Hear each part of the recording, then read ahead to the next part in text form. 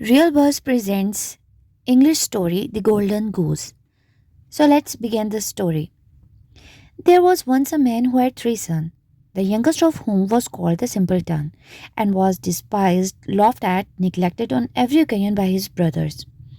It happened one day that the eldest son wished to go into the forest to cut wood, and before he went, his mother gave him a delicious cake and flask of wine.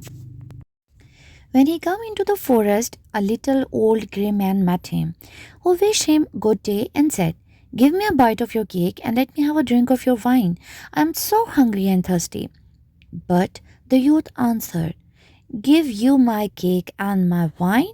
I haven't got any. Be off with you." And leaving the little man standing there, he went off. Then he began to fell a tree, but he had not been at it long before he made a wrong stroke, and the hatchet hit him in the arm, so that he was obliged to go home and get it bound up. That was what came of a little grey man. Afterwards, the second son went into the wood, and the mother gave same the eldest one a cake and a flask of wine. The old grey man also met him and begged for a little bite of cake and drink of wine. But the second son spoke plainly, saying, "What I gave you, I lost myself, so be off with you." And leaving a little man standing there, he went off. The punishment followed. As he was chopped away at the tree, he hit himself in the leg so severely that he had to be carried home.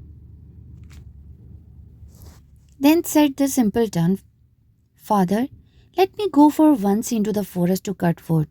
And the father answered, "Your brothers have hurt themselves by so doing. Give it up. You understand nothing about it." But the simpleton went on begging so long that the father said at last, "Well, be off with you. You will only learn by experience." Mother gave him a cake with its flask of sour beer. When he came into the forest, the little old grey man met him and greeted him, saying, "Give me a bite of your cake and a drink from your flask. I am so hungry and thirsty." And the simpleton answered, "I have only a flour and a water for cake and a sour beer. But if that it is good enough for you, let us sit down together and eat." Then they went down. As the simpleton took out the flour and water for cake and became a rich cake, his sour beer became a good wine. Then they ate and drank, and afterwards the little man said, "As you have such a kind heart and shared what you have, so willingly I bestowed your good luck upon you. Yonder stands an old tree. Cut it down, and at its roots you will find something."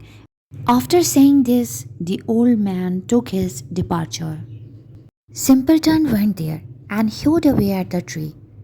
When it fell, he saw, sitting among the roots, a goose with a feather of pure gold. He was very happy to see that, and he lifted it out and took it with him to an inn where he intended to stay the night. Landlord had three daughters who, when they saw the goose, were curious to know about what wonderful kind of bird it was, and ended by lodging for one of its golden feather. The eldest thought, "I will wait for a good opportunity, and then I will pull out one of the feather for myself." And so, when the simpleton was gone out, she seized the goose by its wing. But there her finger hands had to stay, held fast. Soon after came the second sister with the same idea of plucking out one of the golden feather for herself, but scarcely had she touched her sister than she had also obliged to stay. Lastly came the third with the same intention, but the other screamed out, "Stay away, for heaven's sake, stay away." But she did not see why she should stay away, and thought, "If they do so, why should not I?" and went towards them. But when she reached her sister, there she stepped, hanging on with them. Next morning, the simpleton took the goose under his arm and went away, unmindfully of three girls that hang on to it. The three had always to run after him left and right. Wherever his legs carried him, in the midst of the field, they met the peasant. who, when he saw the possession, said, "Shame on you girls, running after a young yellow through the field like this." And forthwith he seized hold of the youngest by the hand to drag her away, but hardly had he touched her when he too was obliged to run after them himself. Not long after the bishop came that way, and seeing the respected person following at the heels of three girls, he called out, "Ho, your reverence!